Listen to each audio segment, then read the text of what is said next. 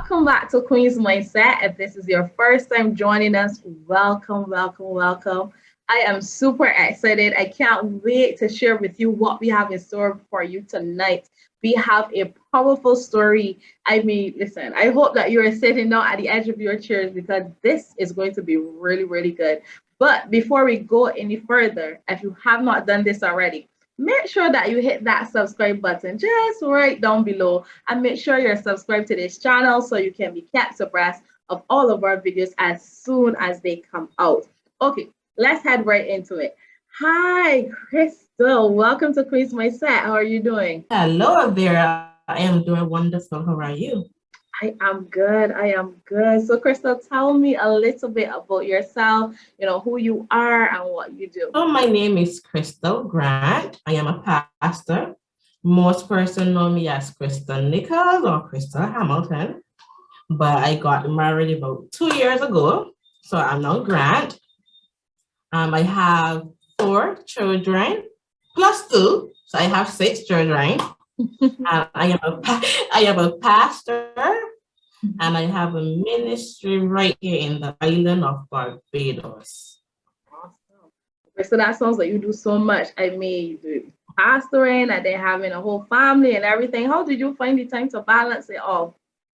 Wow. And that's even not all. I have a school. Oh my God. I offer skill training programs, and then I also work as a supervisor at Floor. So balancing, I balance. That's all I can say. I balance, yeah. But I know where to put family time as family time, like, yeah, away from everything else. That's good. That's good. One thing in women, we always find a way to balance, right? We always, always, always do. Okay. So, Krista, I know you have a powerful story to share. Go ahead and share with us that powerful story. Okay, so I have a lot of stories, but I'm going to talk about the one where I was married a few years ago. I got married at 19 years old. I'm not old.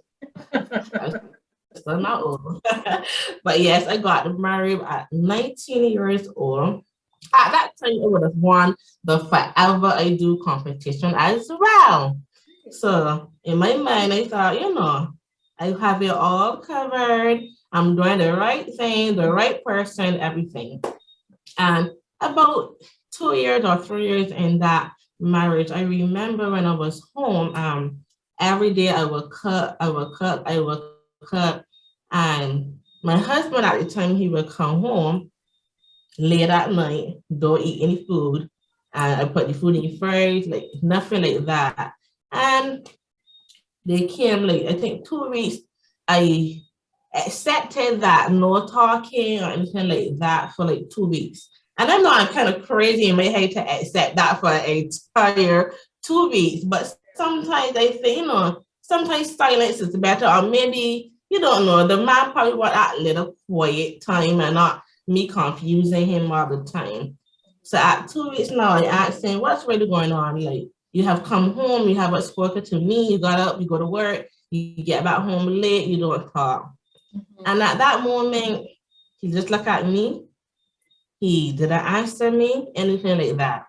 And I was kind of frustrated now. So what I did, like any other woman, I got emotional, took off my ring, handed it to him, and then I saw he began to cry, and he gave me back the ring. So in my mind, I'm thinking, well, something is happening, and it's not me or not the marriage, because he's giving me back the ring that I gave him. However, the next day, he said when he came home, he's like, he's done. He wanted a divorce. Just like that. I mean, like, we had no quarrels, we had no arguments. We were going out on usual dates, everything that I thought a usual couple will do. And at that time, I had a 1-year-old and about a 3-month-old baby at that time as well.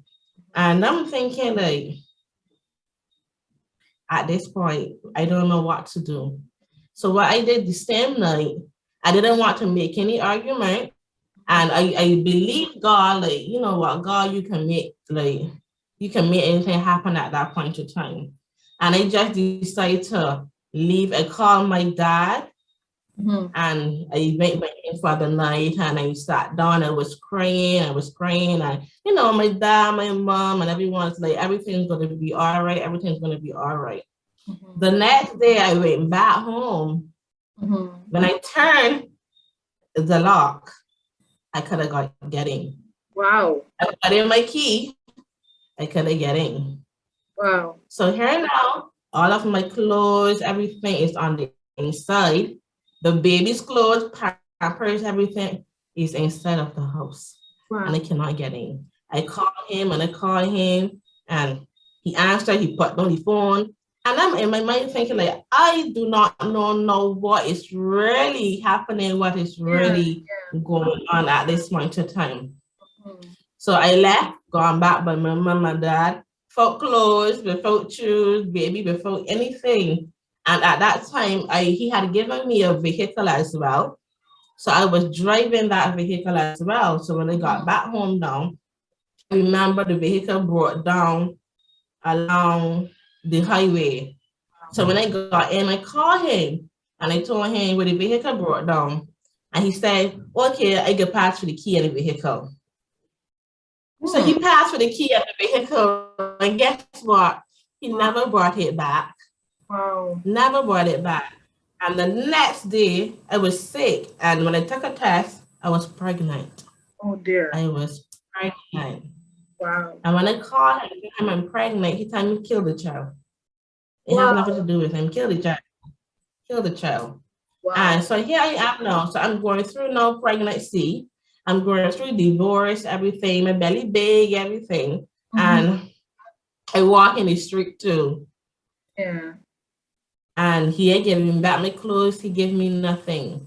Wow. And I'm going to work, and at work, and I'm sitting at work, and I began to cry at work and cry out to God.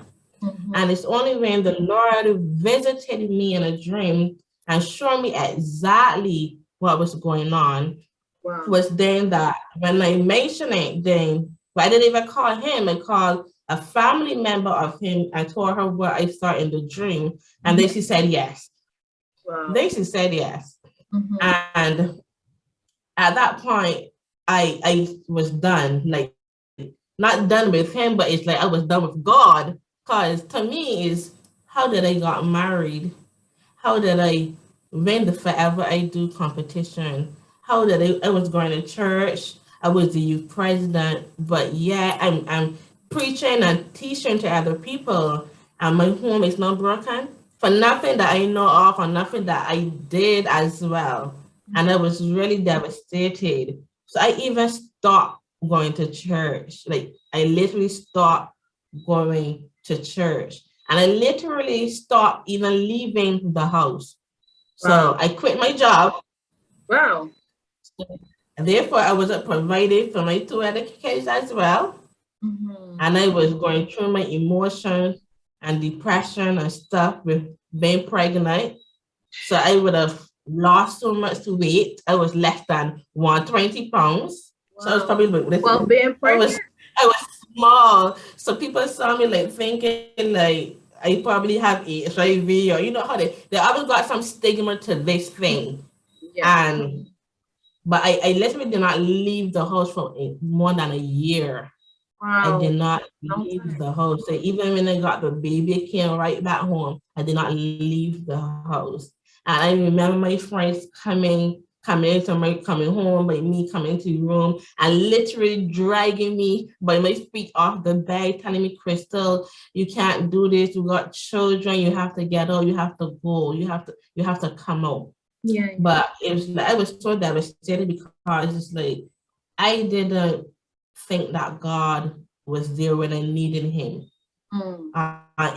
If he could save anybody else, why he can't come true for me at this very moment. And I remember going through the Bible and quoting so many different scriptures to him, to the Lord, and telling him, you said this in this Bible. You tell me ask and it shall be given. And I go ahead. At one point, the Lord stopped me. I literally heard him clearly. He stopped me. And he said, one, you first need to learn patience and humbleness. Patience and humbleness. And then he took me through the process.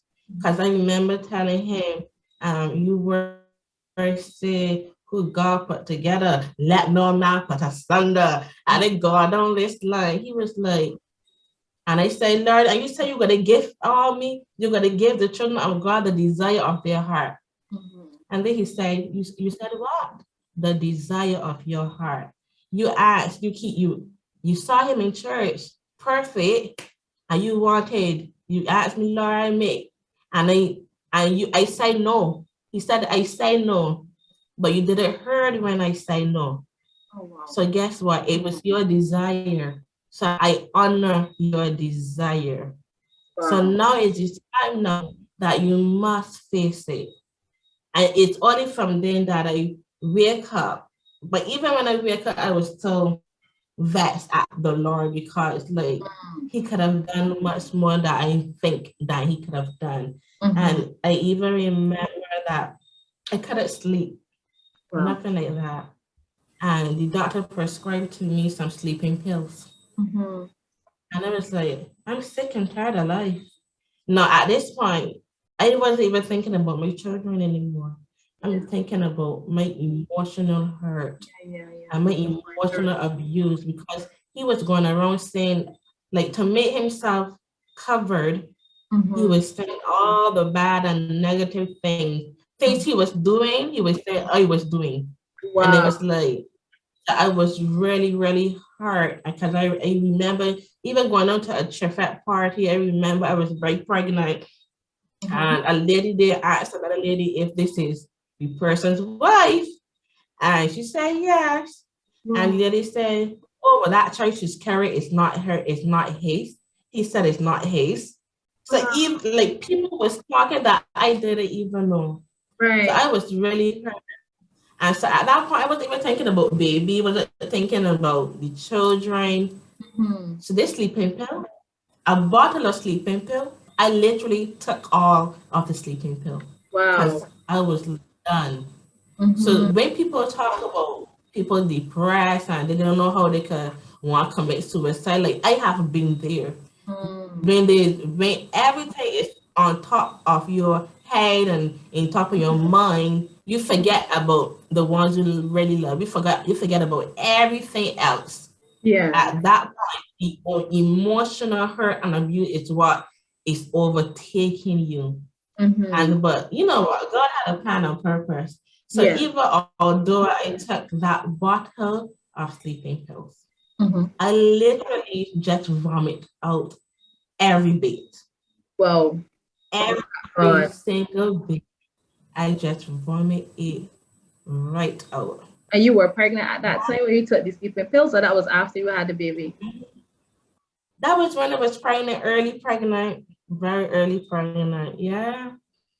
I just said I forgot about, I wasn't thinking nothing like that anymore.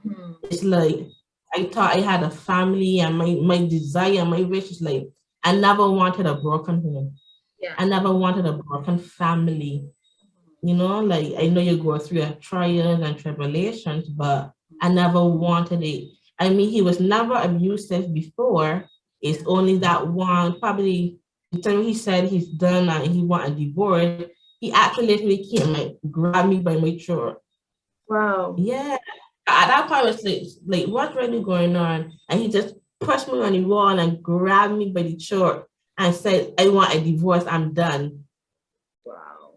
So what really was it? Did he ever tell you, you know, what really caused him to say, okay, I'm done, like just like that, abruptly?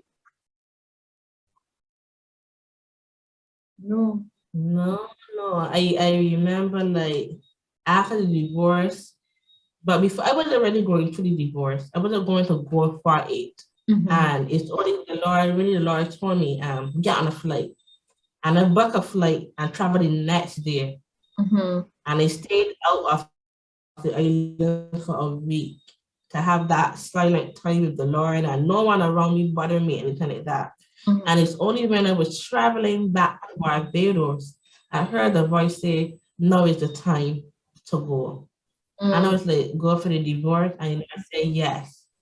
And I went to court probably like the week after or so. I went to court like the week after. That's how everything ran so smoothly. I went to court the week after.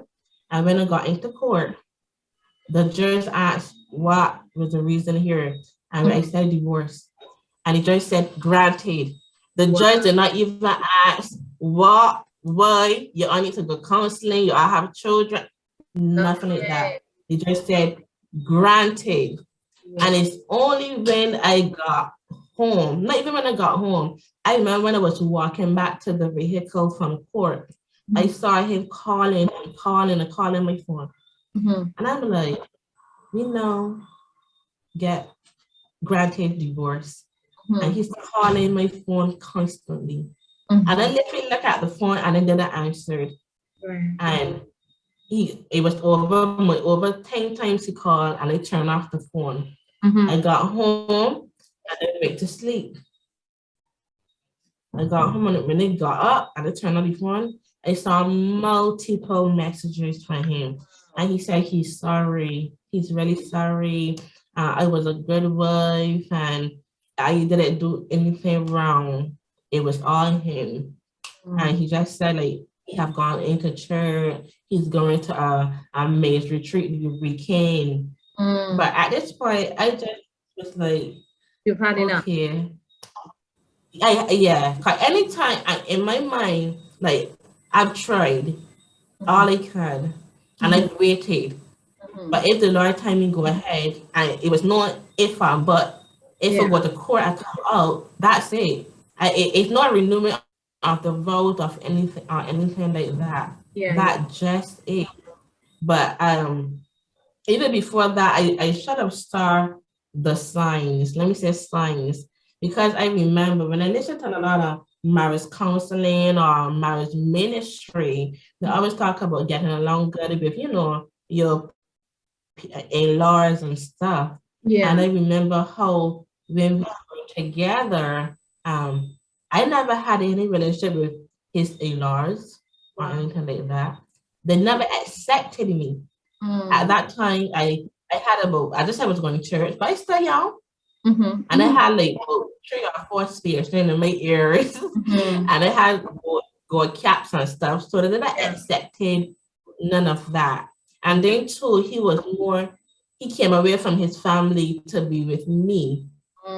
And we lived together, we got married, everything was me. So his mother literally told me, you came and you took my son from me. He used to give me this, he used to give me that. No, it's all you. Wow. So I started to see all this sign. And the wrongest mistake I made was when I told him, well, I wanted the grandchildren to know their grandparents. So even if they did not like me, I still wanted this family because I believe in family. And I told him, well, we're at your grandmom's house, but your mom and your dad have a downstairs empty. Let's just relocate there. That way, we can bond as a family. Children get to spend time with their grandparents. And he said, okay, and we ventured there. It's only when I got there was then everything crumbled. He was coming home late. He wasn't eating from me. He was eating from his mom and stuff. He told him I remember cooking shepherd pie.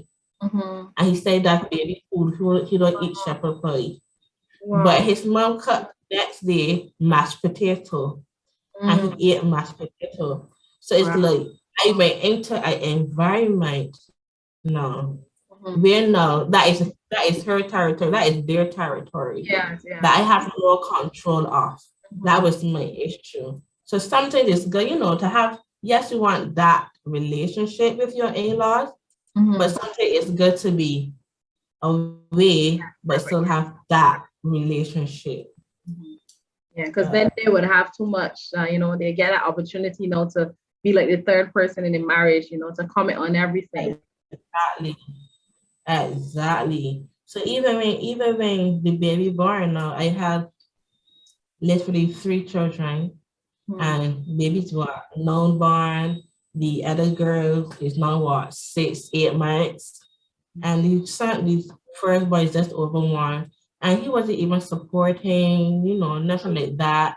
I had him at a day nursery. I remember the day nursery would have asked for a box of Pampers. No, she didn't ask for a box. I asked for a box of Pampers. I asked him to help with a box of Pampers.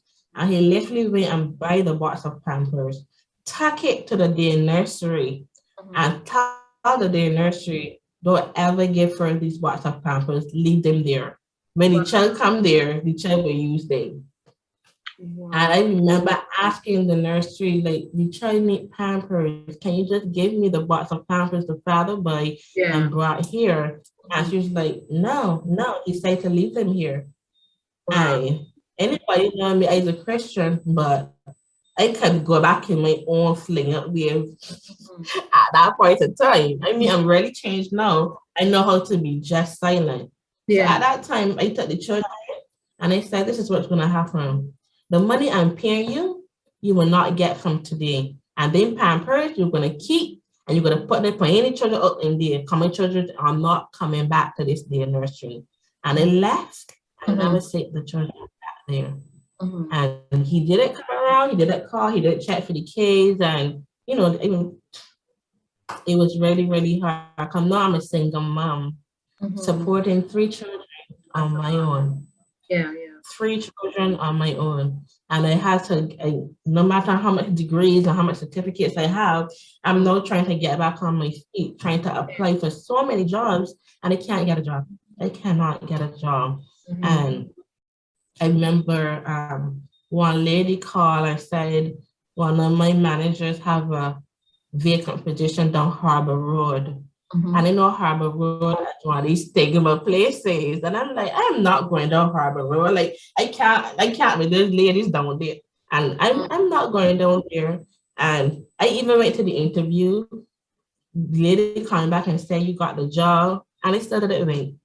Wow. And she called the other lady and said, she did not came back to work. She get the job, but she did not come. But I'm going to keep this job here for her. Wow. And she called, she said, you need to go. And I remember the Lord said, I know you do not want to go to Harbor Road.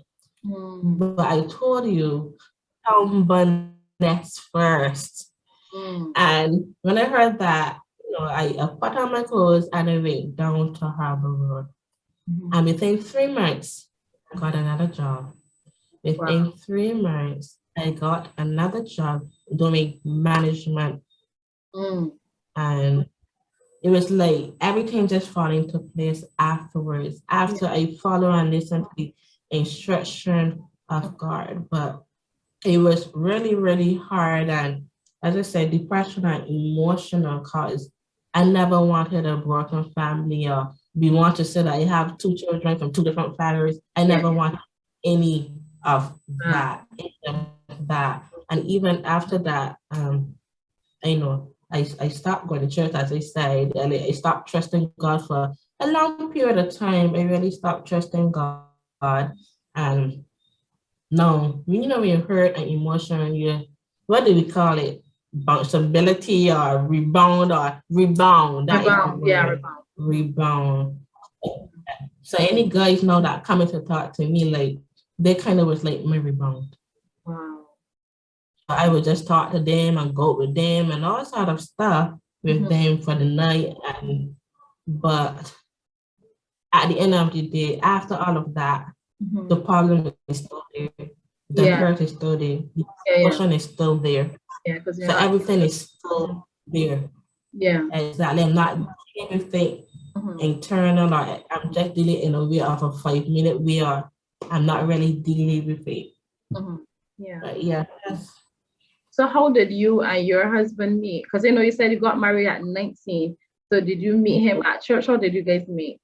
Yes, at church. He was a youth director and I was a youth director. So our team had to be competing against each other when we have our different church stuff going on. Okay. So that is how we met in church.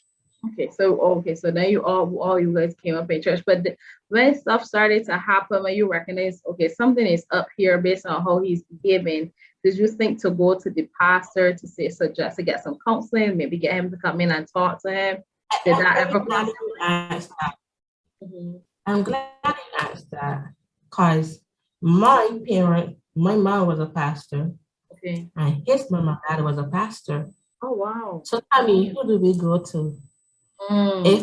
If you're seeing your son or whoever doing this stuff, and you're not even trying to correct the person. I remember when I turned the lock and I couldn't get into the house or anything. Remember I said that his parents live upstairs and we live downstairs. And I literally called his dad and said, I can't get in the house. And your son said that he's not coming, he's not opening the door for me. His father said, it's my son and it's my son's house. I have to pay paperwork for this house. If you say you ain't getting him, you ain't getting him. Wow. And all of this is what made me really like doubt that the Lord really exists. I already wanted to run and leave church, because if these are church people getting all like this, like, I didn't want to be part of it. Wow. Yeah. That's crazy. That's crazy. So obviously that's mainly because obviously they didn't accept you for their son. Mainly stemming from all of that. Okay. So you talked earlier about a dream that you had and that God showed you in this dream, why he left. Can you share that with us? Yes, I can. I had a dream and I saw a lady in this dream. Yeah. And I saw him in an all-white suit. But I saw him like it was in a building, it kind of looked like a church. But in this building, he was smiling and he seemed happy. But as I was saying, when I saw him, I saw the lady and I saw the individual was walking toward each other. So when I saw that dream, the dream showed me that he's leaving because of this lady and they were planning to get married. Yes. So guess what? Even we got divorced, and he got married probably like a month or 2 months after. Wow. He got married shortly after. And at that point in time, he turned up, he called. I said he's coming for the children.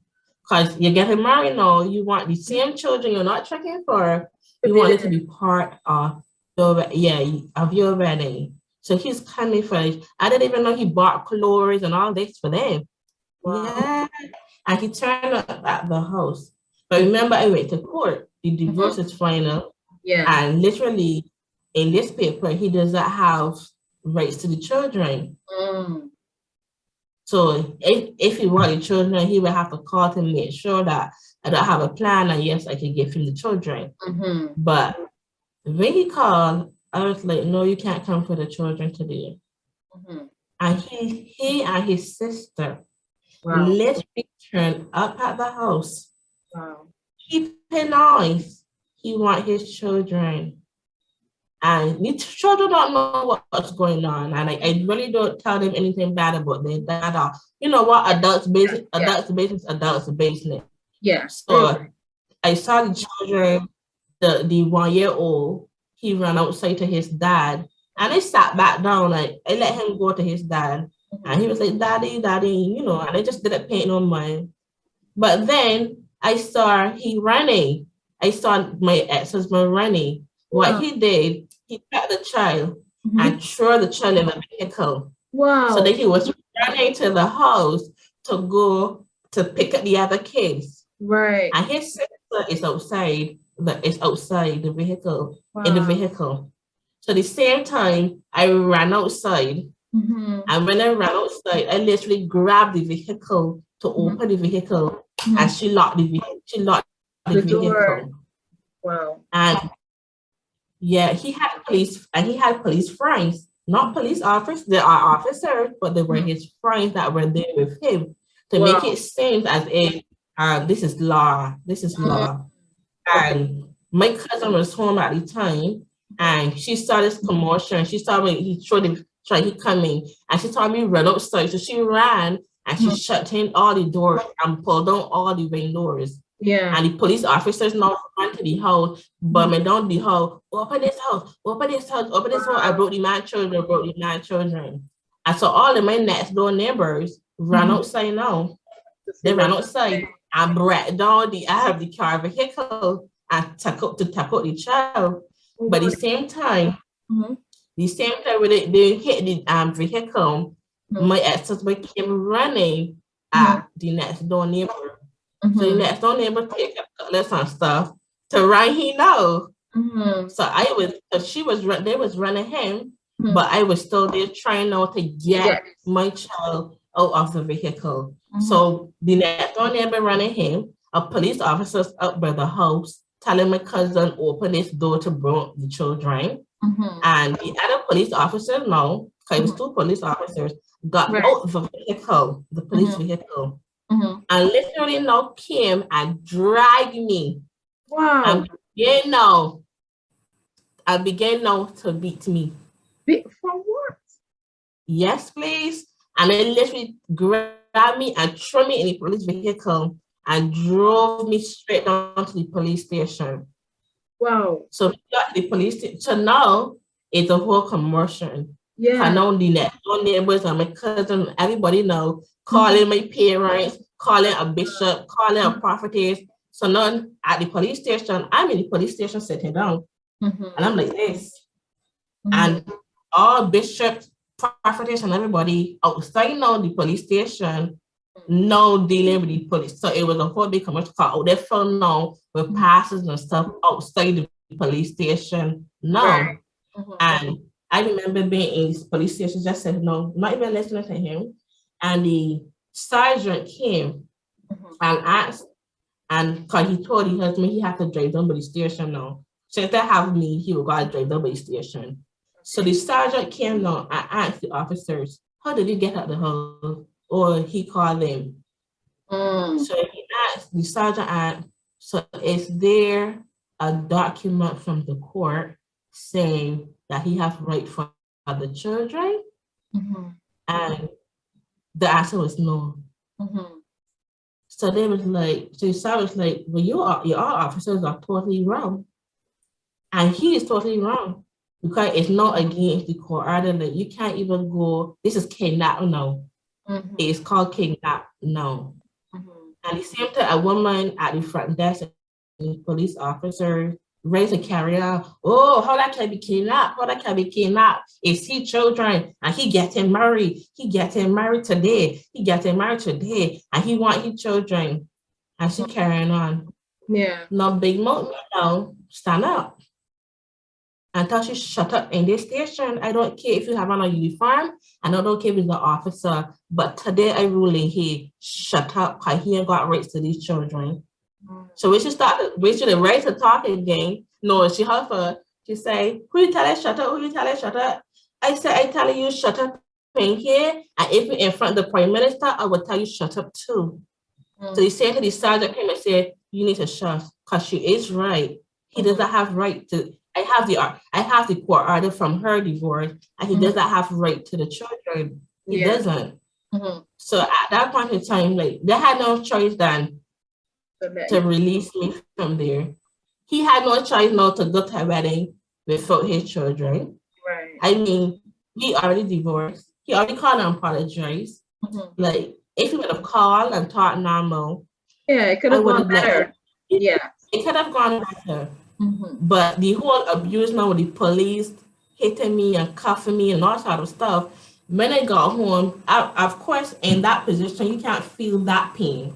Right. It's only when I got home now to settle, now I'm in pain.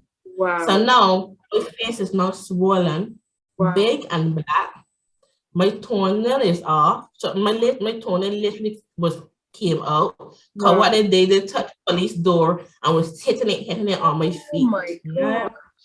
So you didn't tell the sergeant that they did all of that? Of course. So now I had to go and get photos and stuff done with everything. and they had to write a report to now take it to the commission of police. And now I had to go to court. In that case, I had to go to that court. But now the police is saying, oh no, baby, she beat me. Really? The police know, so I'm the one with the whole swell up face and stuff, and they're saying that I beat them, they may beat me. And at that time, my mom, she didn't know who Andrew Pilgrim was at that time. But she said when she was taking a shower, she heard the name Pilgrim, and she heard the name Lawyer Pilgrim. So she called her aunt, who was this lawyer named Pilgrim. And they said Andrew Pilgrim, and she said whatever it costs, she will pay because that's the name. And that was I had a lady from his firm. He assigned us to a lady from his firm. But for the last court hearing, he came to the court hearing, so he was my lawyer. And the case got ruled out. The case got ruled out. And they didn't get charged or anything like that? Nothing happened to them? I had to follow up with the commission of police, but after that, I was like, just leave that alone. Got a whole letter and everything went to the commission. I had to go there. We had to sit down and explain everything to the commission of police. I had to show them documents, the pictures with all the bruises and everything. I don't think they get expelled or anything, but I really didn't follow up afterwards. But I should have gone to what happened. Yeah, I should have. Yeah. But yeah, it was.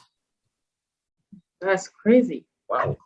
So after all of that took place, did he came back around again to try to talk to you or to try to talk to your children? Did he actually go through with the wedding?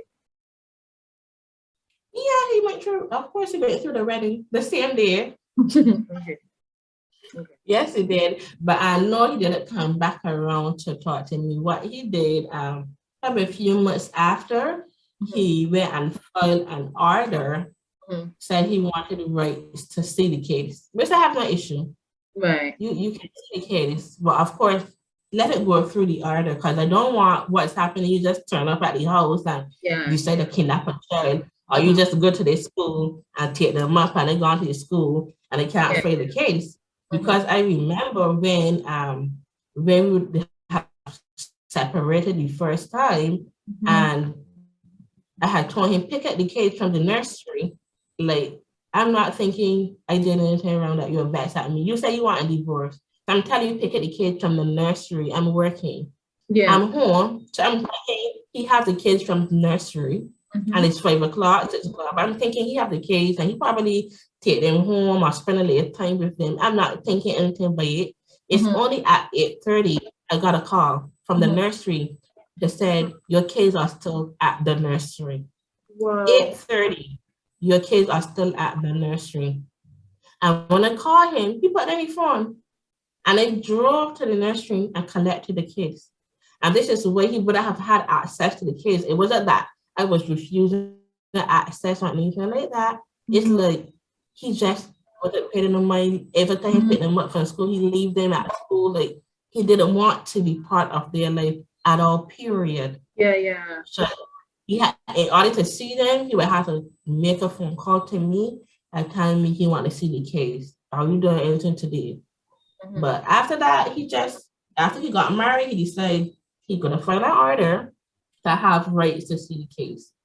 It wasn't no issue. I said he can have them every other weekend because some weekends I want to do something with them. I'm working Monday to Friday, so sometimes on weekends I'm gonna want that time with the kids. So every other weekend it's okay with me. That's good. And they still get to be with their dad because children still need their father in their life. Yeah. Did they ever knew what happened, or they never recognized because they were too young to understand what was going on? I don't recognize, but I never told them. Okay. As I said, I didn't believe in giving them a story. If anything, when they get to a certain age, do I have to, know, ask questions or figure it out on their own? I don't believe in trying to implant some bad story about their dad or something like that. Let them have that relationship with their father. And when they get older, if they decide, you know what, this is what happened. I remember what happened, or I was told what happened. I asked question, are you really didn't like us? Are you really treat us bad? Like they would be at that age to make that decision. But they are too young for us to want to make a decision, for them not to care about their father, or not want to be with their father, or not to give the father the opportunity to be a dad. Because even if it's bad, you know, people can change or try to change. That's true. So, yeah. But I never asked him, so. They were asking. But did he stay in church, or you're not sure if he continued to stay in church? He continued to stay in church, but not how I would have met him. Okay. So I missed the part, when we got married now, he really wasn't really in church afterwards. I met him in church, everything, we got married, he was still in church, we were going to church together. When we got married, he wasn't in church anymore. I was going to church, but not him. He wanted to. I just said we got married young. I was 19, he was 20. But now he's at the part in his life now. He wants to do what his friends do. He wants to go clubbing, he wants to party, he wants to go cruising. He's now at this point. So it's only when through our divorce that he said he was going back to church and he was going to a retreat to get help. That's what he said. But yes, he did kept in church, but he never got back fully there how I know him to be fully there. And what age were you when you actually got divorced? 24. We separated when I was like 23. Our marriage only lasted for 3 years. 3 years. Yeah. Okay. And you looking back now on everything, would you say that when you guys got married, was it because you think you guys were in love, or was it that, you know, at that age coming up in church, you want to make sure you honor God, you don't want to fornicate, so that's the only reason then you guys got married? What would you say then was that pull for you guys to go ahead and get married? That's a good question. I think it was in love. I don't know if he really was, or because you know, his father's a pastor too, he wanted to pressure. And he was doing the preaching, he was also doing musician work and all sort of stuff. Maybe he wanted to just make it right. Maybe that would have been the reason, but for me, it wasn't that. But as I said, they told me I did nothing wrong. So I never really asked him, never had that conversation to ask him exactly what really was it. So we're coming close to the end, but I do have to ask, who was your support team? Your support team going through everything. Was it only your parents, or did you have support team from like your friends? Who were the people that you knew that, okay, I can call on them at any time to really help, you know, pull me through? Yes, I have some friends, about 2 or 3 friends. As I said, they will literally come and they will literally drag me when I stayed in a house for an entire year, dragging me off the bed and telling me, come out. Like, but I had friends, and I did have some bishops, some pastors in church trying to talk to me and stuff. Like, they were literally trying to do counseling and stuff with me. So yes, I did have that great support. Persons who wasn't in church, which were my friends, and person who was in church, which were also my friends. And then we had the bishops and pastors that were trying to help me to overcome everything that I was going through. That's good. That's really good. Not a lot of people can say that they had that, you know, that level of help. So that's really good. That says a lot. So, okay. So now we're on the verge of wrapping up. I want you to, if there's anyone right now who's watching right now and they're going through a similar situation, like what you have just overcome, I want you to tell them, you know, what would be your advice to them if they're going through that situation right now? I would advise you, first of all, to know your worth. Know your worth and know your value. As I said, like, I stuck in it because I wanted a family to work. I wanted a family, and I going through depression and hurt and pain. I wanted everything to still come together. I wanted the perfect picture. I wanted the 2-hour movie, the love movie that I see on TV. Yeah. that knowing that it's just a 2-hour movie, but I have to make it work. But so I would tell you, first know yourself and know your partner as well. You Yeah. should know if something's really wrong. If something's really wrong, and if he call quits, and if you're trying to make it work and he's not even budging, maybe there is a real reason that he just wants to go. And 2, if you're in God, you need to ask the Lord, was it really your will?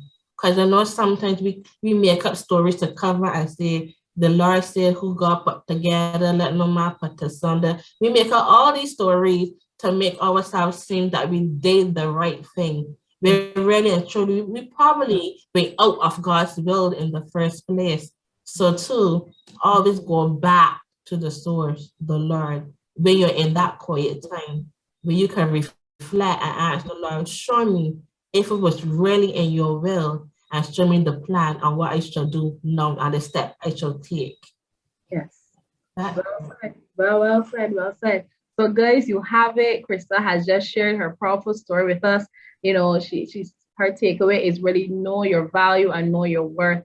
As that is you right now, you have so much to gain from this conversation. I know that you too can also overcome just like she did. Now she has her own business, she's working, she's a pastor, she's running her family, she's doing so many things that she probably thought she wouldn't have been able to do had she stayed in bed any longer. So if you're in that place right now, you can do it too as well.